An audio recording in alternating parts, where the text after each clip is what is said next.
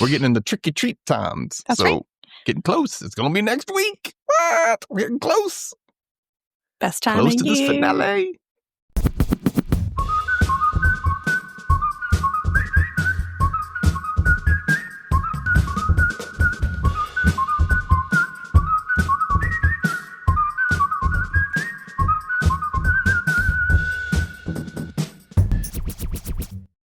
Welcome back to the Rewatch Recap, where we recap shows for nostalgia and pure amusement. I'm Dustin, and I'm here with Fuck My Work Life's Kay, who's also Hi. fame. Wink. Ding. You know her, you love her. And you're back for more Dead Like Me Season 2. Today we're on episode 13. We're getting really close, guys. Really close. This episode is called Last Call. And it originally aired on October 17th, 2004. We're kind of off on the day. So it's like either before or after. It's how we're doing it. We're never on the exact date. Yeah. We're close with the finale. You know that because next week's finale, and that actually aired on Halloween. We'll be recapping the day before. So close enough. Really close. Really close. Anyway, so yeah, it's my recap this time around. And it's a lot of stuff happens in this episode. So sit back and relax and just get ready because a lot went down in this episode. And it was really good, I thought. But nevertheless, you ready? Me? Yes. Let's do this.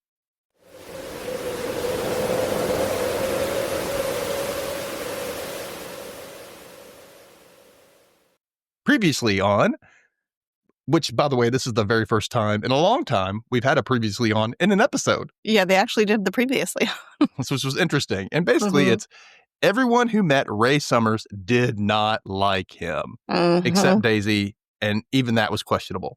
I'm willing to bet, like I said before, Roxy would have shot Ray, or she probably would have beat him up. At least kicked his ass. When Ray went too far and attacked Daisy, Mason grabbed a mirrored tray and bashed Ray's head in, effectively killing him. And that's when we learned two things. This is how gravelings are made. When somebody's killed by a Reaper before their time. And Daisy has experienced the birth of a graveling before. It's a little interesting, and I really wish we learned more about that. I know. But now it's time for Dead Like Me's opening. Oh, look at the Reapers all around town to do what stuff you do. Oh, hey, who's at the mirror? Oh, look, it's George. I don't know what that was. It's like Buddy Christ. Yeah, the Buddy Christ. Oh, no, is it this one? No, it's that one. I don't know. Anyway. And we open with, when I was alive, I never bought the whole straighten up and fly right routine. I hated being told what to do. So it's pretty strange that now my job is to give everyone else their marching orders. Sure, I wanted to be a superhero when I was a kid, but only the guy superheroes got cool costumes. Massive capes and scary masks and stuff. All Wonder Woman got were hooker boots and a bathing suit. What the f*** was that about? Amen, sister. That's a weird opening, too. Usually she's all philosophical, and this is not really. So we open up, and we're at some sort of military academy, like an ROTC school. And George is watching cadets train at rifle twirling and running an obstacle course. The drill sergeant is leading them in. My mom's a whore, my dad likes porn. My sister blows my mother's horn. Really? This is what you're saying at the school? Okay. Yeah. To young, impressionable, mostly men. George is like, the gentle art of poetry. Yeah. Truly, the Shakespearean tones. Woo. One of the cadets is a girl, one of the few in the bunch. If there are more, I didn't see them. She stops at a huge climbing wall, and the drill sergeant is yelling at her to get up there. And she says, I have to go to the bathroom. And he says, I'll bet you do, Mantilione. And that's when George looks at her post-it and sees Mantilione on there, so she knows this is her reap. He tells her that if she can do it, she'll be the first girl to make it up there before he excuses her. She walks over to the other side of like a big vehicle, like a huge Hummer. I guess you would, military Hummer, military grade. Kind of looks like it. Jeep type of, yeah. Something. And it's right next to George. And she's like, oh, I just got to catch my breath. I'm not scared or anything. I'm going to be the first girl over that wall. And George pats her and grabs her soul and says, even if it kills you. Yeah. I think she was puking, was it? It sounded like she was puking. Or she was dry heaving or something. Yeah. She was not. So Manteleone asks what she's doing there. And George says, just taking a tour. Nice save. The cadet runs back to get over the wall. And George says she's feisty and that she's kind of rooting for her. As she struggles to get up the rope, the guys below laugh at her and they're assholes. You should be cheering her on. This is all about like becoming a unified team and all that. And you're like laughing at her. It's crap. I hate that stuff. Up top, a graveling awaits. And when she gets up there, she's so happy and she's celebrating. And now the guys are cheering, of course. But she doesn't see the graveling put the rope in a way that she steps into like a loop of the rope. And then the graveling pulls the rope and she slips and slams and falls down and slams against the climbing wall, effectively killing her. Yeah. Yeah. This is another neck break? Because, like... I guess either concussion or neck snapped when she fell. Maybe, like, it, snapped her neck or spine, possibly. Yeah. Yeah, that can kill you pretty fast. Anyway, so her soul steps out and asks George, did you just kill me? And George is like, no, I took your soul before you died. Think of me as one of Death's little lieutenants. Yeah. And then she asks Manteleone what she did to end up in this ROTC school. And Manteleone says she actually chose to go there and was selected. And George says, well, she was selected too, but doesn't know why. And then asks if the girl asks if George has any superpowers. But she's like, no, can't fly, can't do this. But she says, we can drink as much tequila as we want and not get a hangover. That's a freaking superpower. Yeah. I mean, it's pretty awesome. Over at their Waffle House, Mason and Daisy try to get their story straight about what happened to Ray. Mason can't seem to wrap his head around the simplicity of Daisy's story. He says, when you lie, you have to remember, and I hate remembering. We know, Mr. Drughead. We get it. And she's like, that's why you keep it simple, bro. That's it. Spinning out. He doesn't even need to say anything. She just needs to say, I dumped it, and that's it, right? Yeah. That's it. And he can just say, yeah, I was there. She did. And that's all. But he's really freaking out. And she tells him it's the simple story is the key, like a little black dress, simple, elegant, but unforgettable. But Mason just says, I'll just say I went to bowling this weekend. Jesus, Mason. Why? Why? Just keep it simple. Daisy can't sleep since Mason killed Ray. And Mason says, well, I reaped a junkie last week and I got all these drugs. And he pulls them out and it's like diazepam, lorazepam, and some gorilla tranquilizer. Yeah. Why would anyone have a gorilla tranquilizer? I mean, if they're a druggie, they're going to have what they can get, right? But Daisy says, I don't want to be numb. She wants to deal with it. Good for you, Daisy. I would have numbed myself up. I would have been numb. I don't even think about this right now. Yeah. I want out of this. Tiffany comes up and pours some coffee, and Mason freaks and asks, hi, Tiffany, how was your weekend? My weekend was a brilliant weekend. I went bowling. I'm a big bowler, I am. A great bowler. I was rolling, I was throwing, pins were flying everywhere they were. I bowled a 360. And Daisy's just like, and she slams her head down on the table, and Tiffany just smiles and says, good for you. Yeah. And walks off. You know when somebody says good for you, a lot of times it's very condescending. Good for you. Good for you. Good for you. Mason says Daisy wound him up and he takes a pill. And she gets up to powder her nose. And as she leaves, we hear someone say good morning to her. And it's Clancy Lass sitting with Reggie at a nearby booth. And he's smiling at Daisy. And Reggie's like, Dad, ew. Yeah, come on, you fucking perv. Like, ugh. I mean, granted, Daisy's much older than, I mean, as far as he knows, she's much older than a college kid. So at least that's a little more appropriate, I guess, but still, not in front of your daughter. Yeah. Ew. He didn't like hit on her. He just said good morning, but still. Reggie grabs his coffee and takes a drink. He tells her not to, but she says, Mom lets her have coffee. And I'm like, yeah, I'm sure she does. I haven't seen her take one drink of coffee this entire show. No. But yeah, she drinks it all the time. He says, you know who else loved coffee? And she says, 2 sugars and a little milk. It's kind of sad. I just really hate that, but it's good though, you know. Clancy asks if she'll be okay by herself after school, and Reggie says that this girl, Allison Alpert, has been staying home since she was in 5th grade, but Clancy thinks he should ask Joy, even though Reggie protests. I'm like, yes, smart of you, Clancy, ask Joy. Yeah. Make sure. Moron. You don't take the word of your 11-year-old daughter. You let an ex-wife know that she's going to be... He didn't drop it. He said, I'm going to ask her. And she's like, well, no, he didn't say he wasn't going to. So I think he probably did.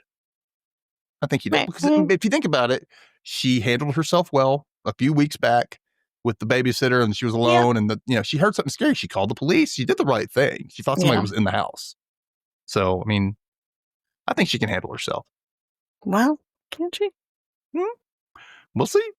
So Tiffany gives them their check just as Roxy and Rube enter the restaurant, and Rube notices them right away, and he walks over and he says, how's the coffee? And Reggie doesn't look up. She goes, a little weak. And so he just smiles and walks away as Clancy takes his coffee back. And I mean, I didn't get into coffee until college. I didn't drink any coffee really until college. I had a little bit, but it was mainly like, and guess where I drank it? Your Waffle House. That's where I drink coffee. But also, Rube was at George's memorial. He was also at Reggie's school a couple weeks ago. Nobody recognizes him. She didn't look up. That's true.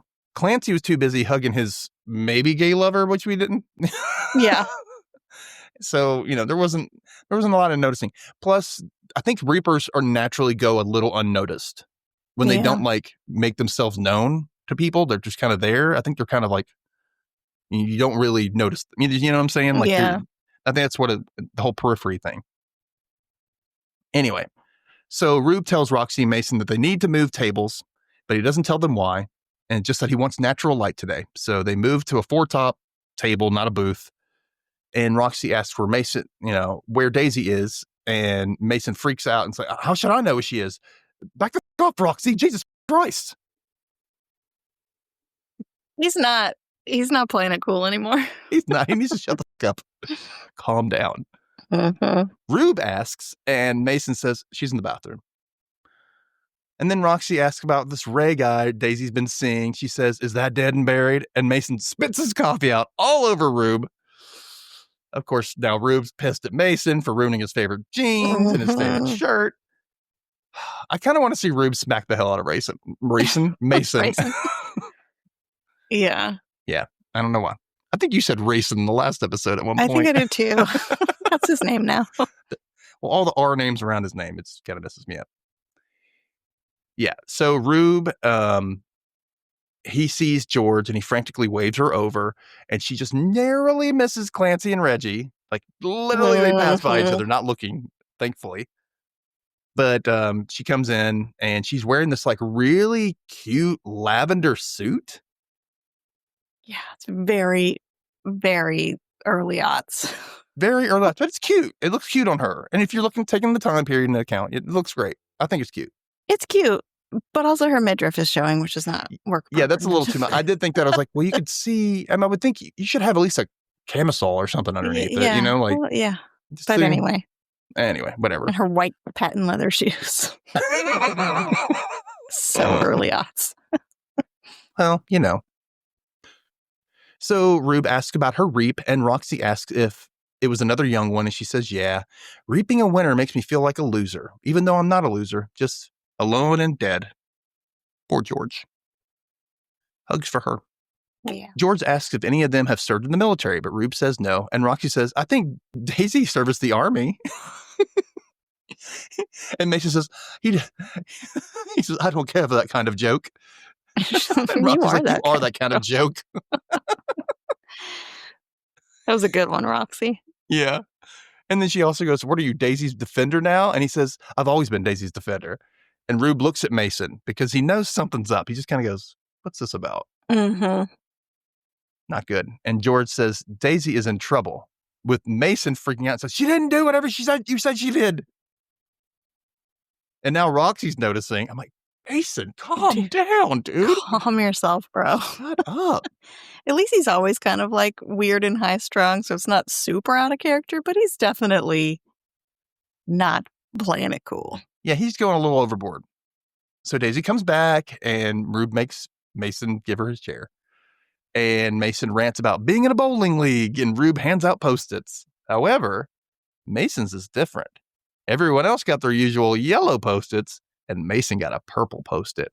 Mm-hmm. And he can't let it go. My Post-it's purple. And Rube tells him he better hope that coffee comes out of his clothes and that Mason is on his list. I don't know what that means, but, My list. Yeah. So George is stuck on whatever the cadet who she reaped asked her, like, what did she do on her last day alive? And George says her answer was so boring, she could have died again. She tells them all that she was filing that day, and if she had known she had done something, she would have done something, but she can't think it up. She can't think of what she would have done. Roxy says she would have found the bitch that murdered her, and Mason says, killed her? And Roxy says, punished her. Daisy says she would have gotten engaged because she always wanted the little diamond engagement ring on her finger. And Mason can't let go of the purple Post-it crap. And Roxy says, just ask Rube about it. So George asks why the floor was so muddy in the house, and Mason yells, bowling! Way to keep it simple. Just stick to your story. Bowling, it's a simple word. I mean, he's sticking to his story at least. Yeah. So George tries to pour herself like some cream in her coffee, and she's like, oh, the milk for their coffee's all gone, making her think that nothing lasts forever. And we know it. Mm-hmm. Over at Happy Time, George walks in to find Dolores getting party supplies together for yet another farewell party, this time for someone named Brian. We see Misty is helping, and, like getting down a piñata and all this stuff. And why is there a piñata? Whatever. And she's, Dolores asks Millie to help. And George thinks, well, I think a handshake would be enough. I mean, she goes, I can't get it up for every Tom, Dick, and Brian that decides to move on. And some guy steps in the doorway and says, that's not a nice thing to say. And Misty goes, I'm really going to miss you. And she like jumps the guy, just kissing him hard. Girl. And Dolores is just like, haha. Like, yeah, this isn't this isn't like a bad, whatever. So George points out, Misty, that's not Brian. And Dolores goes, shame on you, Ron. Yeah. And the guy leaves. He just knew Misty'll make out with me. Yeah. But I mean, shame on you. Misty jumped him. Like, yeah. Like, come on, tell her to keep it in her pants. Yeah, Misty's a horn dog. She's Misty down there. If only OnlyFans existed back then, that would have been Misty's. She would have been all up on it. She would have done every type of OnlyFans account she could have had. She would have had a foot one. She would have had like... She'd be sitting bare-assed on cakes. She'd be doing everything. She probably would have been a part of 2 Girls, 1 Cup, if anything. Yeah. I wouldn't doubt it. Ugh. No kink shaming anybody. We're just saying Misty'd be into it. It's just that she would do everything. That's the thing. It's like there are no limits. Anyway, Dolores says she really needs Millie's help. Oh, wait, I skipped this. She said, shame on you, Ron. The guy leaves. Another guy steps in and says, hey, I'm Brian, and I'm really going to miss you, Misty. And so she like takes his hand and they walk off, presumably to go bang or something. Mm-hmm. And Dolores says nothing. Literally nothing. Like, hello, sexual harassment suit. What are we doing here? I don't get it, but whatever. So now Dolores asks Millie for help because she has a lunch date with some guy from love.com. His name's Lionel. He's smart, driven, and types like a jackal. I don't want to know what that means. I don't know either, but I love her. She's too much. George says, good for you. And Dolores says she doesn't want to look back one day and wonder what if, before leaving Millie to continue the prep work. Now we're over at some parking lot tailgate or something, and the sea turtles are back. That's right. I was surprised we didn't see these cheerleaders again. I know. I was like, where are the cheerleaders? I know. Everybody's wearing their gear. There's a mascot. Everybody's going nuts. They're going crazy for this. Mm. Like, I guess they're getting ready to get on a bus to go to a game or whatever. And Roxy tells Mason to join in on the fun as she reaps. And he finds the bus driver and the mascot smoking weed on the other side of the bus. Without hesitation, the driver just like, Mason's got coffee in his hands, and he just like holds the pot right up to Mason's lips and lets him smoke. He does the same thing for the mascot because his hands are too big in the gloves. And he does it for him. It's kind of weird, but You just met these people. You didn't even know this guy's name. You just offered it to him. He took it. It's weird. Anyway, so they're talking about one of their friends getting their nuts bitten off by a sea turtle, but it was in a river. And Mason's like, that's a sea creature. They wouldn't be in a river or creek or whatever. And anyway, so the bus driver says, I drive better when I'm high. And Mason's like, I believe it. And he tosses the joint down, and a graveling picks it up and takes a toke. Go for it, little guy. Mason rejoins Roxy, and she says, you never told me about Daisy and Ray. And Mason says, Daisy dumped Ray because she's secretly in love with him. And Roxy's like, I don't buy that, but whatever. Then we see him follow her through the bus as she reaps all the passengers before they exit out the back. And he closes the door, and the graveling is watching them leave. And I'm like, oh, is that Ray? Maybe. Because he's like watching them leave. And I'm like, it's interesting. I don't know. So over at the last house, Reggie is listening to loud music and is sliding across the floor like risky business style. She even put socks on JD so he can slide too. It's really cute. He's slipping and sliding everywhere. No, he's like, oh, I love that for him. I love it. It's great. She's also eating Rocky Road. She even offers JD some. Don't do that, Reggie. Don't. Even if it wasn't chocolate, it's still dairy. They don't need it. No. Anyway, there's a knock on the door, and it's the same neighbor from last time, Claire, checking in on Reggie because she's home alone. And Claire sees JD with his face in the carton of ice cream and warns Reggie that chocolate is bad for dogs. It's really bad for dogs. What'd you say? It's really bad for dogs. It can kill them. Yeah. I mean, if they have a lot of it, especially. Most of the time, they're just kind of an upset stomach, but still, it's not good either way. She says Reggie can come by anytime if she feels alone. She says, don't take my toilet seat, though. Yeah. Was she one of the ones from the first season that was like, I think so. I don't know if it was the same actress or anything. I can't remember, but I think it was because it was like a neighbor that she took the toilet. She said you don't let her use the toilet. Lord, I just realized they had Child Protective Services called on that, didn't they? I don't remember. She didn't use the toilet. I think she said that could happen. Oh, okay. But I don't know if they did. No. Anyway, Reggie says she's fine alone and not to forget to close the gate when she the gate when she leaves because JD will get out if she doesn't. It's kind of subtle because she's like, get out. Don't close don't forget to close the gate when you leave. Like, get out. Get out. So anyway, Claire leaves and Reggie pulls the ice cream away from JD. Back at Happy Time, Dolores had to Heimlich Murray for choking on the teeny weenie she made for the party. Poor thing. And Brian comes in and they tell him to leave because it's supposed to be a surprise. Brian? He says, I just want to thank you, Dolores, for the job and for the going away party. And then he like fake cries that it means so much to him. Yeah. And George says, he's full of he's a turd. And he is. You can tell he's full of But randomly, Crystal, she's eating the beans and she cuts one at random and they just kind of go, I know that fart humor. You love it. I know you love it. But it was kind of funny. It was just kind of like fart humor. They just kind of look at each other. They don't say anything. What did that add to the scene? I don't know. It was Crystal. I don't know. But anyway, they're using Crystal more and I'm okay with that. Anyway, so George says Brian has a weak handshake and demonstrates with Crystal, who's like, oh, because she puts her hand out and she's like, see, like this. And like, ooh. Yeah. Gross. I don't like that. She goes, you know what they say about a man with people with weak handshakes? She kind of can't talk. You know what they say about a man with a weak handshake? And Dolores says, small gloves. And George says, don't trust them. Yeah. I agree.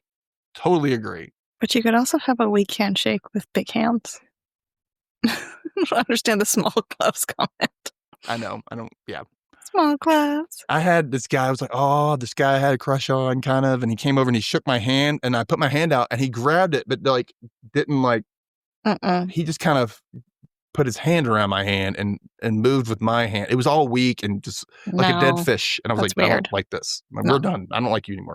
Never seeing you again. Never. Anyway, Dolores says people remember their last day and this all matters before leaving.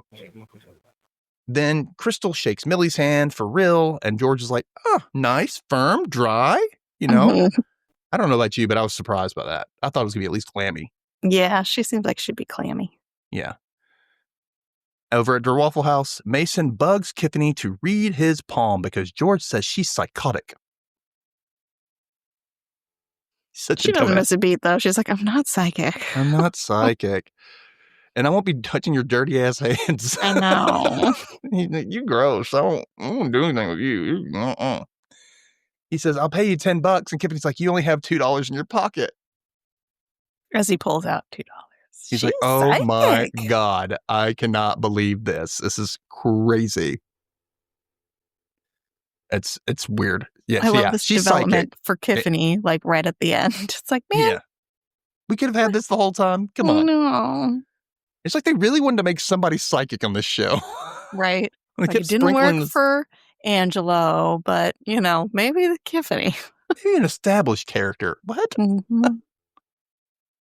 He says it's his last day. Why do I keep doing his accent? I don't know. I don't know where he got this idea either. Why it's his last day. Because Purple posted. I guess he thinks that's what it is. She says, if I don't get back to work, it'll be my last day. Mason looks around. He's like, okay. He looks around. He sees this waitress take the last donut from the case nearby. And then he sees another waitress pouring the last drip of coffee out of her, pitcher. And then over the table, she sees somebody take the last napkin from the napkin dispenser. And then some big-breasted girl walks by with this yellow shirt that says good on it. And he's like, yeah. And then she passes by on her back and says, bye. Yeah. Bye. It's not looking good, Mace. Tiffany comes back and tells him, on your last day on Earth, they say you'll see a crescent moon in the daylight.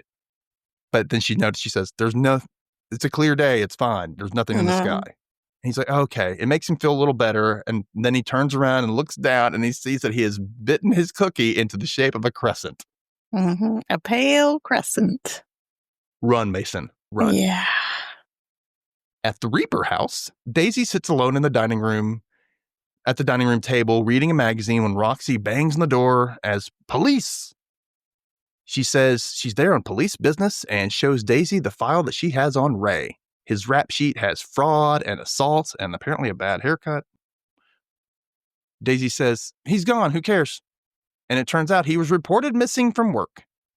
Daisy says she's done with him and wants Roxy to leave so that she can read her magazines. But Roxy finds dried blood on the floor. Daisy says it must have been the woman who died here before Mason gave us the house. You can, and you can tell that Roxy ain't buying it. Mm-mm. She leaves, but she knows. Oh, yeah. She knows. She knows.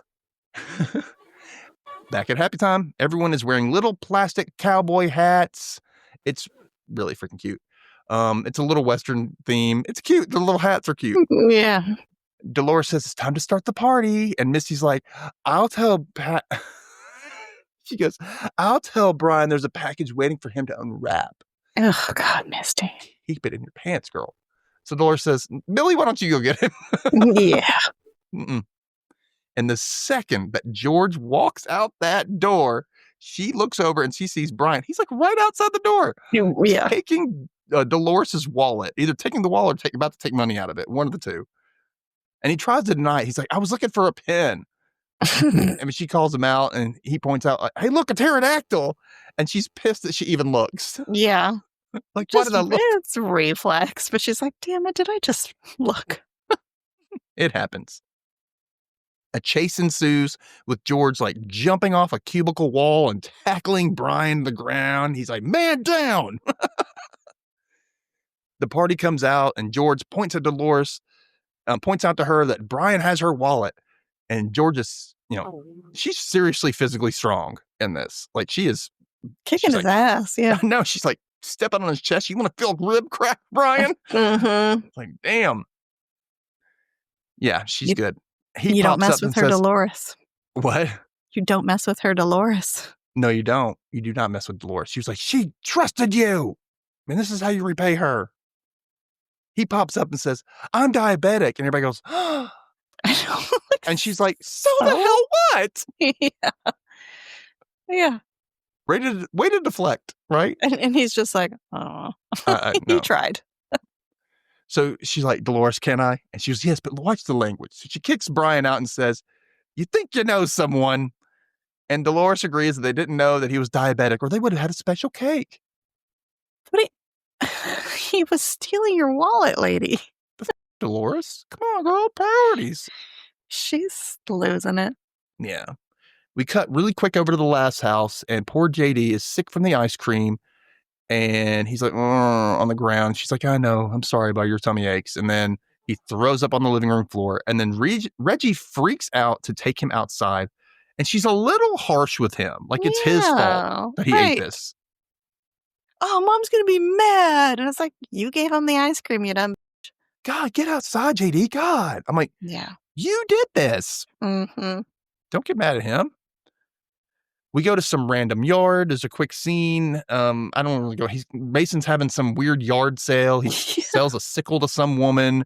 He tries to sell his mattress with all these bullet holes in it. And then this woman who owns the home whose yard he's in comes home and she's like, I'm calling the police. And he's like, bye. And he leaves. Mm-hmm. Kind of a throwaway scene, but I think I figured out later what it was for, but still.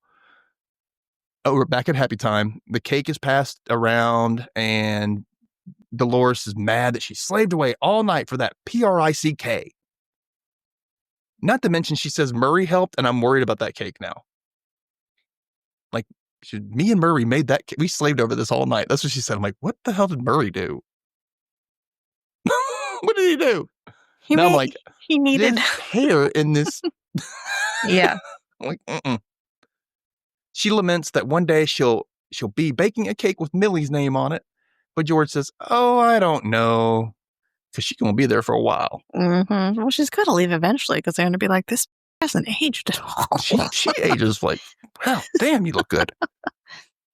George goes back to her desk thinking about how having a party helps sugarcoat someone leaving. Why be sad when there's cake? True, it does help. She finds Mason in her chair and wonders where he got cake. And he points to Crystal, who is feeding cake to her twin boyfriend. Yeah. The one with the fro and the mustache. I'm going to call him Chris. Chris and Crystal. It just makes sense. George tells Mason to leave and wonders why he's there, but he needs to leave. And he says he's staying and he'll tell her, he's like, I need you to listen to me. Listen to me, George. And she's like, fine. He brings up the conversation about the last day on Earth stuff. He says Rube says they need to be on the periphery and keep their distance from people and their family. And he says it's nonsense and tells George to keep close to everyone that means anything to her. He says it's the last call and she needs to drink up while she can. Then he kisses her and says, I really love you, Georgie. And he says goodbye. Because he really thinks he's about to be gone.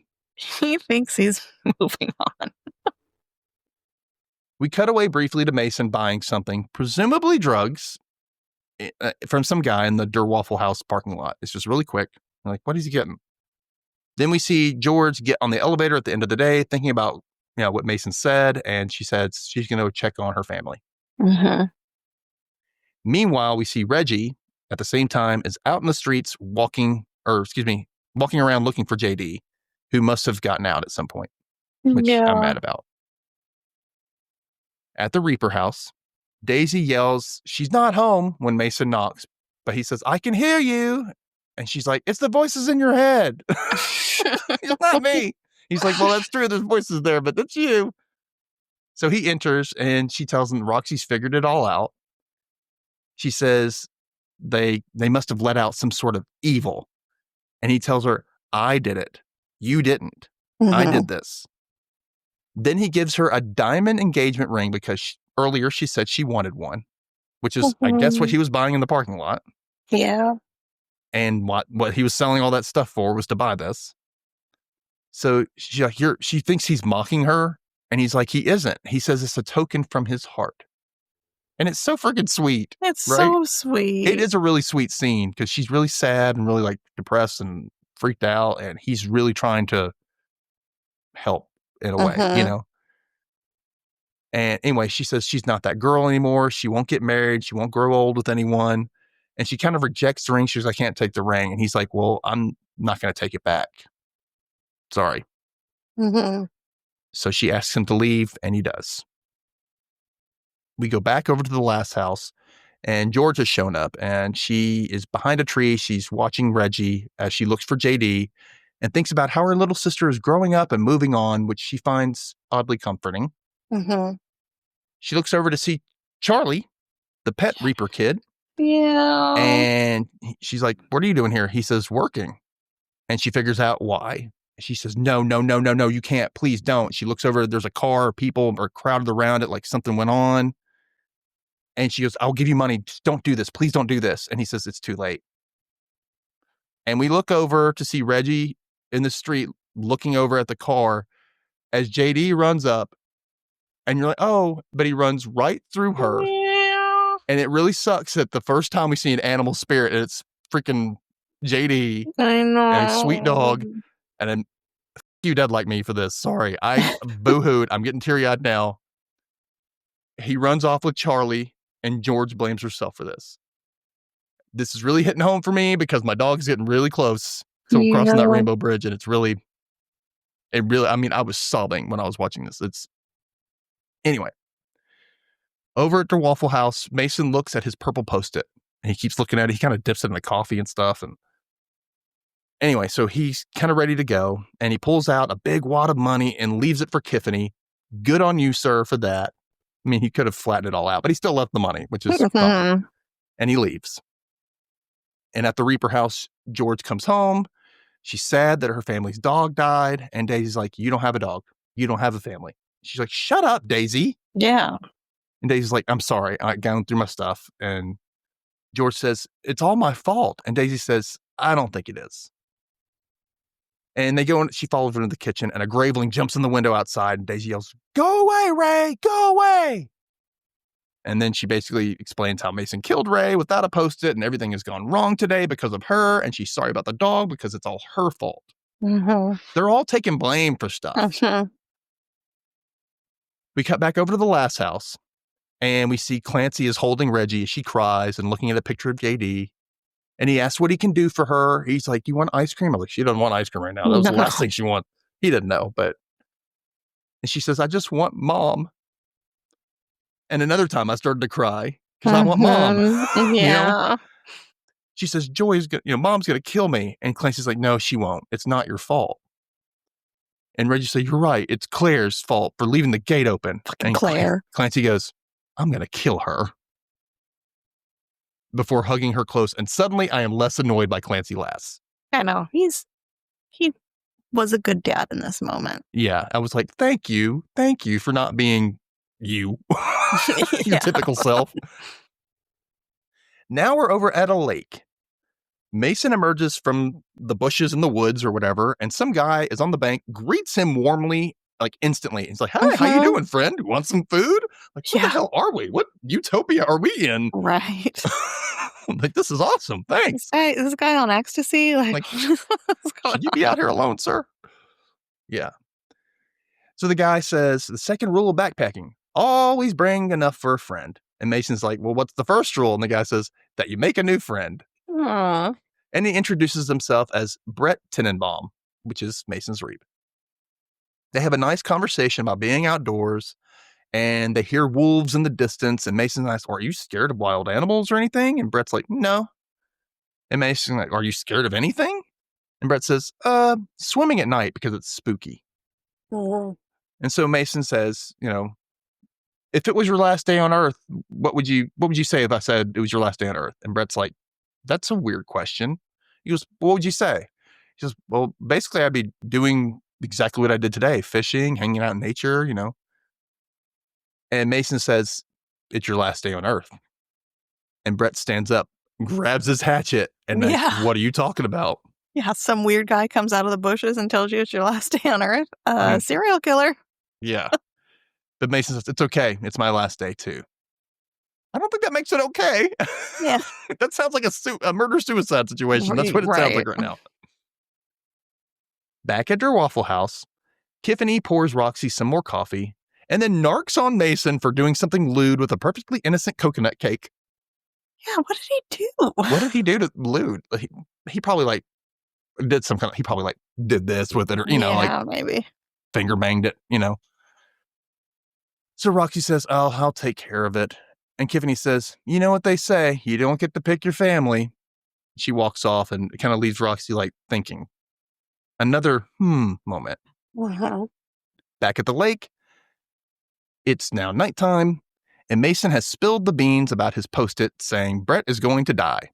But Brett doubts that. He goes, oh, so my name and the time and the place, I don't really think that's going to mean I'm going to die. I'm like, what has he told this guy? Why is he telling him this stuff? Everything, because he thinks he thinks the purple Post-it is doing something. Yeah. But Mason says it's true, and Brett asks, well, how am I going to die? And Mason says, wild animal, maybe a hunter shoots you. And Brett's like, no. How am I going to die? And Mason says, with grace, I suspect. Which is a good answer. I like that answer.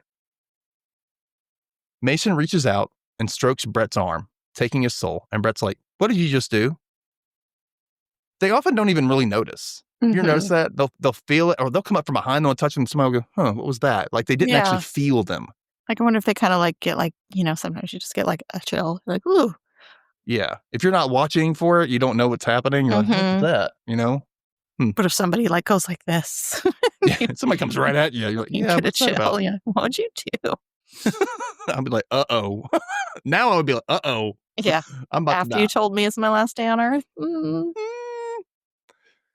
Anyway, Mason says, whatever happens tonight, don't be afraid. Brett says he's not, but he doesn't know what to hope for. And Mason says, hope for another shot at it and do it all again, but unafraid. And then there's thunder in the distance, and Brett looks up. He decides, I'm going to go for a swim, and proceeds to strip naked and walk into the water. Yeah. And Mason follows suit and strips naked and joins him as a graveling sits by the fire watching them go, and the storm ramps up. Is this also Ray? Just hanging around? No, I Mason? think it's just gravelings. It's just weird that so many gravelings are just hanging around now. Yeah, I think Ray's at the house tormenting Daisy. I don't know, because gravelings can I think they have some kind of dimensional rift thing. They can hop over different places, I think. Yeah, so it could be him, just watching them both. Could be. Over at their Waffle House, Rube sits with Roxy talking about Ray. He says he didn't like him. And Roxy says, well, I don't think you'll have to see him ever again. And then Daisy sits down and I say, who won't you have to see again? And Roxy says, Ray. He was last seen in Portland. And so George pushes Roxy over. You notice how Roxy did not want to move? Yeah. He's like, oh, God, you're sitting in the middle of the booth, Roxy. Let her sit. Come on. But also, Portland's not that far from Seattle. Yeah, but still. So it's like, oh, we're never going to see him again. He's in Portland. Oh. Okay. Well, he had a rap sheet, so maybe there was something there, too, that could, I don't know. So, yeah, she comes in, she sits down, pushes Roxy over. And Daisy says, they say, oh, she looks like hell. And Daisy's like, oh, her family dog died. And Rube says, I'd ask you how you knew about that, and George says, but you won't. And he says, maybe I will tomorrow. Yeah, not today, Rube. Mason sits and Rube asks how his reap went. And Mason says, swimmingly. And explains. His face is so red. He was so red. His hair was all spiked up. I was surprised he didn't have smoke coming off of him. Right. Because he's talking about, he's struck by lightning. He's basically obliterated. That's what it sounds like. And then he's like, Rube, why'd you give me a purple Post-it? And it turns out they were out of yellow Post-its at the store. And then everyone gets a purple Post-it. Everybody gets a purple Post-it as Rube leaves. Oh. And Daisy tells Mason, you should thank Roxy. And he's like, why? She says, just thank her. And so Mason looks over and says, thank you. And she tells him, you're welcome. I think he knows something about the Ray situation happened. So Daisy asks Roxy to give her a ride to her reap. She says, sure, but you have to sit in the back. And they leave. Then Mason lays his head down on the table with George kind of resting her hand, rustling his hair, kind of being, yeah, their little friendship. Familial. Yeah, their friendship they developed the last few episodes is really cute and sweet. It really is. Yeah. I love that he keeps calling her Georgie now. Georgie. He asks her could you buy me a coffee because I have no money?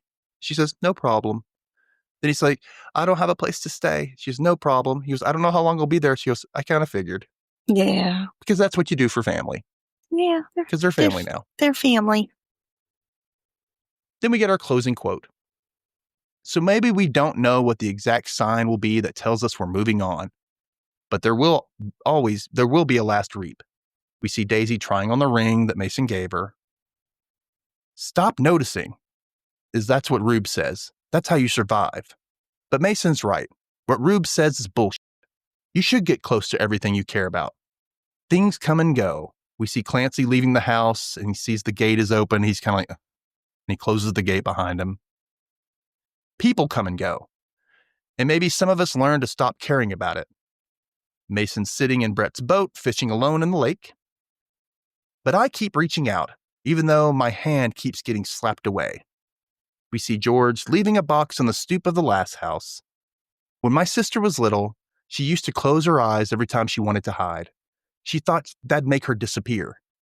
When you get older, you learn that closing your eyes just makes it darker. Reggie opens the door, finds the box that George left, has her orange frog in it. Yeah. You have to face everything, even death, if you want to grow up. Reggie says, "Hello, Mr. Frog," and looks out for someone as George drives away. End of episode.